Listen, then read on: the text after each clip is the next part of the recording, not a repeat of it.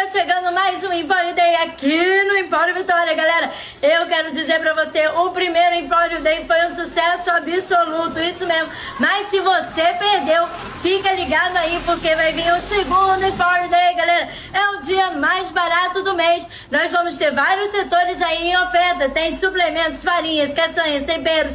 Gente, muita coisa naquele precinho que você gosta, galera. Quero dizer que você tem que ficar atento, porque é um único dia, tá?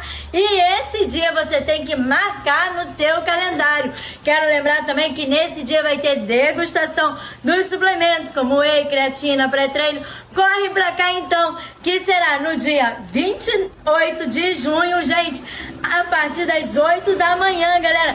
Fica atento aí com essa data. Marque seus amigos, marque na sua agenda, manda e compartilha esse vídeo pra todo mundo ficar sabendo.